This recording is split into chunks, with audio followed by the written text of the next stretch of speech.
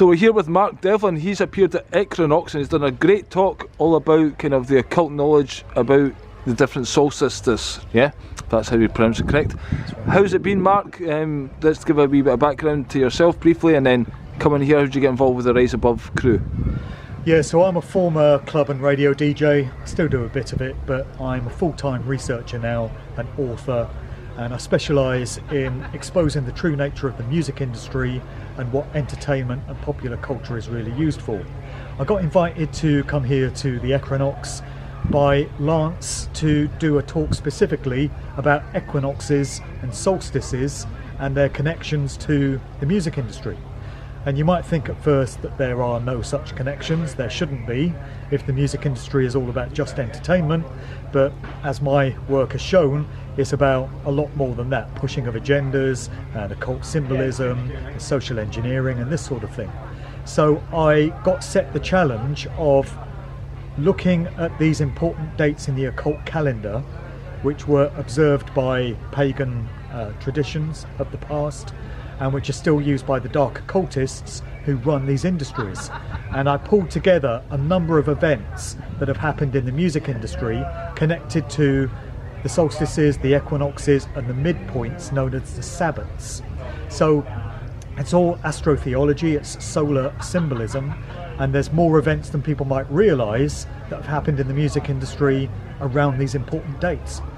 Do you think that it's maybe just other events happen on other dates too, so we're just not paying attention to these specific dates, or is it like just an overwhelming amount of evidence, because obviously one after another of the big events seem to be on these dates?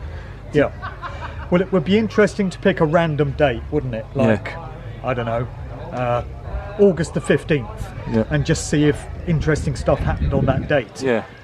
With these events, if you had one or two of them, you could probably write them off as random and meaningless and say there's no attachment to anything. But when it keeps happening and you see patterns and trends forming, then to me it seems as if there's something going on.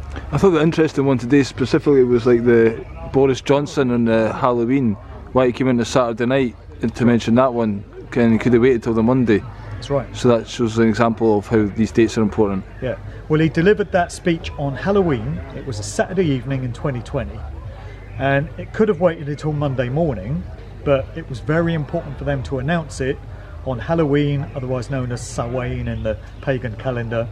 It's a very important date in terms of what it represents.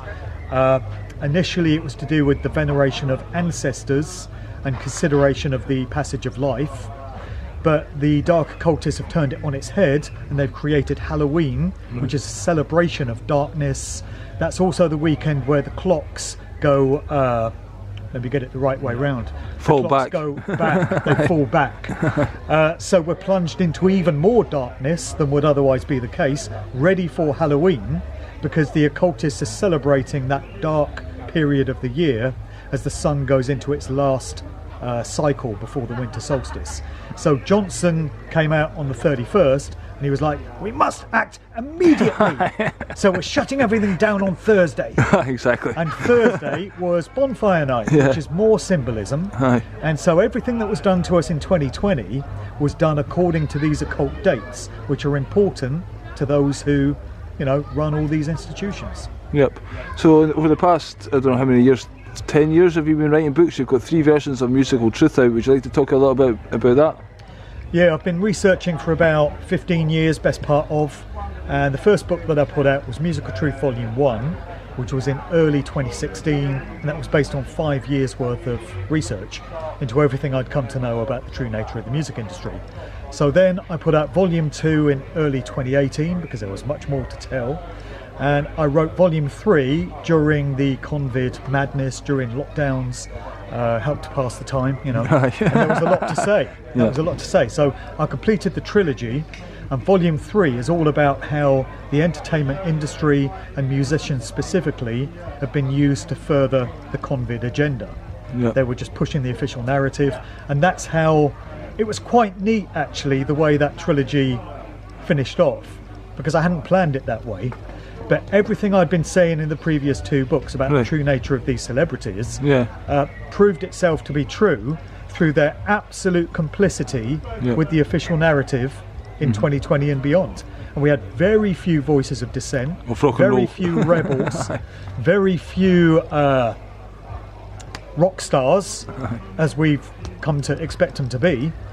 All we had was just pathetic, conforming lapdog poodles of the system. Rage Against the Machine. Fuck you, I won't do what you tell me, but I will in this case. Conform alongside the machine. Yeah.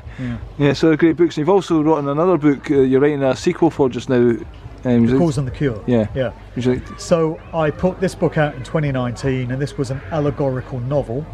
I just decided that there are certain things that you can get away with saying in the form of fiction, which you would have a hard time passing off in a non-fiction book.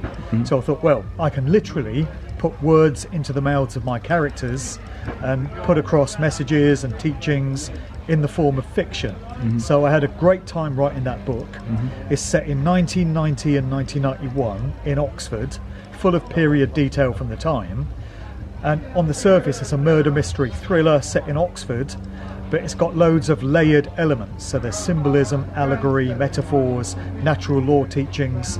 And now I'm writing the sequel to that, which is called The Gift and the Curse, which features many of the same characters, but it's 10 years forward. The timeline is now 2001, at the time of 9/11, and that book will be out by the end of this year, and that's keeping me very busy writing at the moment. And as the first one, will that have a soundtrack too?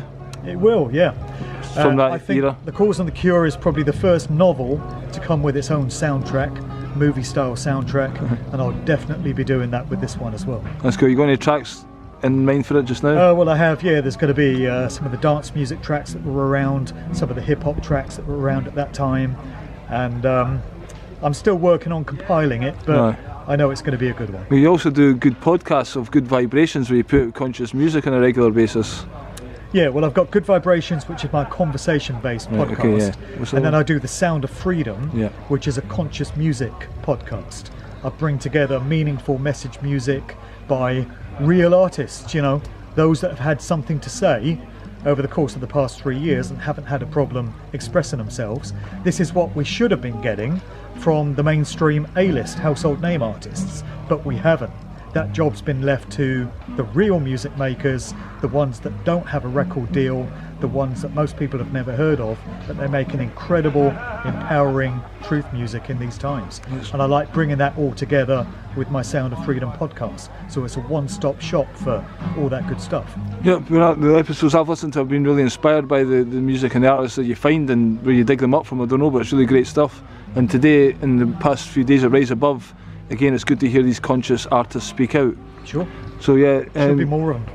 yeah, it's basically that's the whole point. We thought of rock and roll, you know, but they let us down Should be. big time. Yeah. And they've done a lot of great work to expose that. Wouldn't it be great to have a Live Aid style concert, like a massive scale concert, all day, but just with awakened artists and truth music? Well, the television has a power, you know.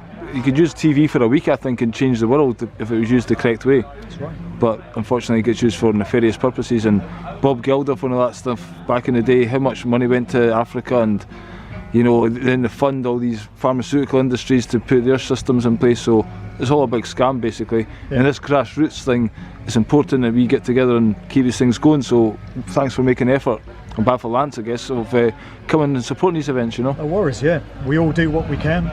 We have different gifts to bring to the table, you know. In some cases it's music, comedy, it can be writing, it can be music, performing, it can be artwork, graphics, you know. Everyone's got a gift to bring to the table. And it's a beautiful thing when we all come together and share our skills, and everyone brings something different, but we're all aimed towards the same goal. Definitely, sense of community, and again, not It's dealing the with future, it's the way forward. definitely the matrix has to lose its grip, and things like this help us break away from that. That's right. Cool, man, it's been a pleasure chatting to you. All the best in future work, and we'll maybe chat to you on my show sometime. Cheers, mate. Catch you later. Bye bye. See ya.